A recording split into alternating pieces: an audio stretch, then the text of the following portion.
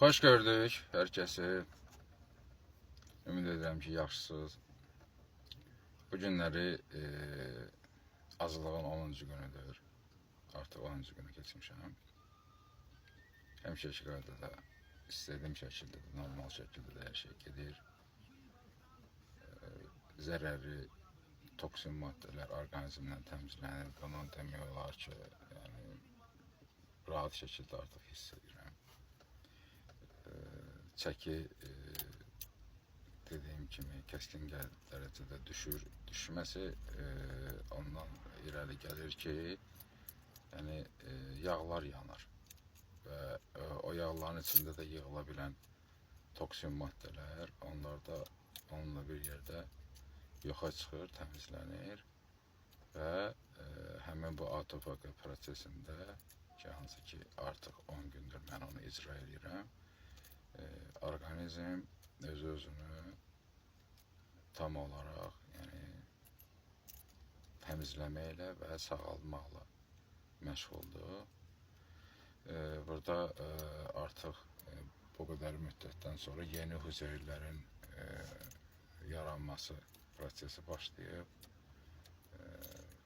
Təsəvvür edin, yəni xəstə hüceyrələr artıq təmizlənib orqanizmdən çıxardıb. Yəni bunu orqanizm öz eləyir həmin o autofagiya prosesində və artıq yeni və daha sağlam hüceyrələr əmələ gətirir və bunu lazımı qədər, hansı miqdardakı orqanizm lazımdır, o qədər ora yerləşdirir və rahat şəkildə sənin həyatının davam eləməsi üçün, bundan sonra da sağlam şəkildə həyatının davam eləməsi üçün böyük bir kömək və fayda edir sənə.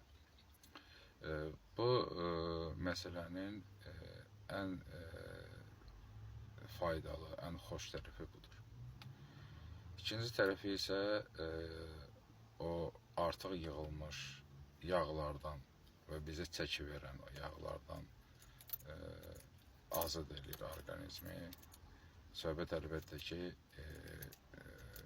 kök insanlardan gedir. Yəni bizim məqsədimiz arıq adamlarla, hansı ki yəni yeyib kökələ bilməyən adamlara bunu tərqim eləmək deyil. Yəni onlara bu ehtiyac edirlər, onlara gün ərzində daha çox karbohidrat, daha çox nə bilim başqa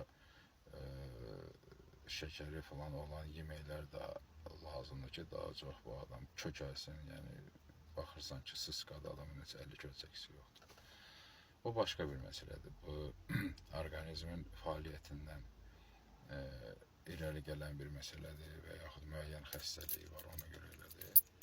Amma yəni mənim elədiyim və bu baxımdan olunan bütün proses, hansı ki artıq təsdiq olunub və dünyanın öndə gələn həkimləri bunu çox doğru olan bir proses kimi də artıq bütün insanlığa yayırlar və praktik olaraq da biz də onu göstəririk ki, yəni bunu biz öz üzərimizdə istifadə edərək nə qədər bunun faydasını görürük.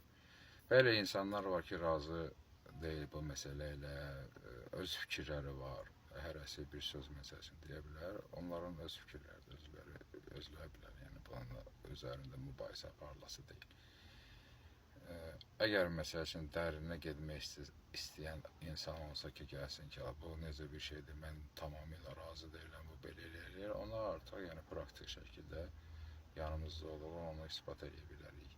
Və bu göstərilən məsələdə artıq fakt onun gözdən qabağındadır. Yenə deyirəm, mən məsəl üçün o aclıq prosesini bitəndən sonra mən gedib, məsəl üçün, özümü müayinə də etdirə bilərəm. Kim istəsə gəlsin, yanımda gedək həkimə, yoxlatdıraq. Hər bir şeyi yoxlatdırmaq olar. Hormon ifrazlığına, testosteronun miqdarına, pH-dan tutmuş şəkərin miqdarına, nəbzi, ürək fəaliyyətini, qan dövranını, hər bir şeyin analizini rahat şəkildə verə bilərik, yoxlatdıra bilərik və nə qədər orqanizmin indiki yaşda və indiki səviyyədə daha rahat olduğunu o rəqəmlər göstərər belə. Yəni bunu artıq etmişik. Yəni bunu biz bilirik deyə bunu deyirik sizə. Bunu etmişik. Bir də ki, mənim elədiyim, bir daha təkrar edirəm, bu ən üst səviyyədir. Buna hər insan gəlib çata bilməz. Yəni, hər insan gəlib çata bilməz. Biz öncədən demişik və mən də deyirəm ki, gündə 2 dəfə qidalanmaq keto və gündə 1 dəfə qidalanmaq OMAD. Bunları hələ gəlin çatın, bunun faydasını görəcəksiniz və ondan sonra mənim eləyə bildiyim 3 günlük, 1 həftəlik, 5 günlük, 1 həftəlik, 10 günlük, 2 həftəlik və yaxud 20 günə qədər olan bu azlığı yəni eləyə bilərsiniz, əgər eləyə bilsəz. Ona da hələ bir iradə lazımdır, ona da hələ bir savad lazımdır, ona da hələ bir, nə bilim, bir dünya görüş lazımdır. Bu öz başına olan bir şey deyil. Mən sizi o həddən bu həddə qədər sizi demirəm, sizə göstərirəm bunu öz üzərimdə. Və siz onu istəyirsiniz, hansı hissəsini sizə uyğun olar, o hissəsində istifadə edirsiniz sağlamlıq tərəfindən. Bir sual vermişlər dostlarımız, deyirlər ki, biz pivə içirik və o hissə verilmiş malzemələrdən istifadə edirik, yeyirik, onların nəsə bir ziyanı. Xeyr, heç bir ziyanı yoxdur. Hissə verilmiş daha da yaxşıdır, ləzzətlidir, dadlıdır, əsl dadlı yeyin, ləzzətli yeyin, həm mədəviz doysun, həm gözünüz doysun.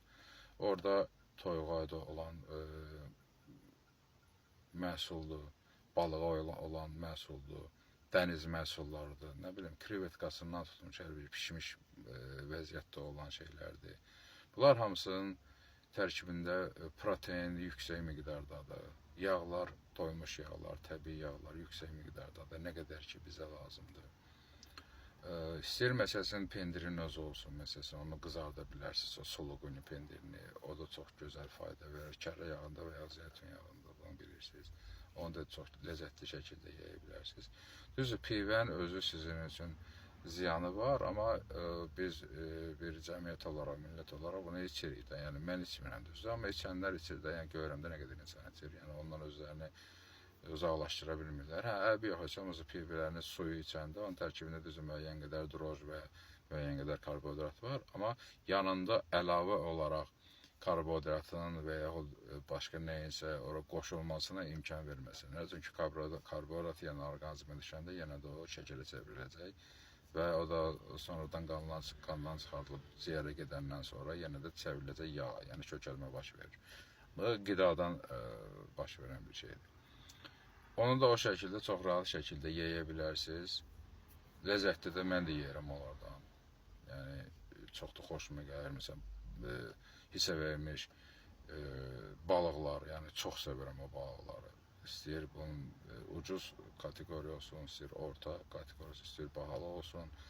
İmkanları isə nə qədər yağı çox olan, polivitaminləri və omega 3-ü çox olan məsələn balıqlar varsa onların hissə verilmiş, kaptit olmuş yerim. Ondan başqa məsəl üçün qoyun quyruğundan qəşəng gözəl kaptit hazırlayırlar. Çox gözəl bir şeydir, çox ləzzətlidir. Məsələn salla yeyənlər eyni qaydada onun da kaptit formasında olan sallanı ləzzətli olduğuna görə çox da yaxşı da yeyə bilərlər. Onlara heç bir onun ziyanı olmayacaq. Yeyənlərdən söhbət gedir, amma məsələn ibadət əhli olanlar və yaxud tamamilə onu sala yemək istəməyən insanlar həmin qoyun quyruğunun hissə verilmiş formasını çox rahat şəkildə yeyə bilərlər.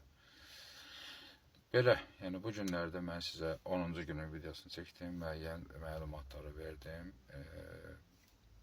Gündə 2 dəfə qidalanmağı, gündə 1 dəfə qidalanmağı videolarımda danışmışam sizə, onlara baxın, izləyin və orada siz həmin o sizə fayda verən qidalar barəsində məlumat görəcəksiniz və əlavə yenə suallarınız olsa kommentlərə yazın, repost edin, like edin, səhifəmiz böyüyür və böyüsün, çox insan kütləsinə çatsın.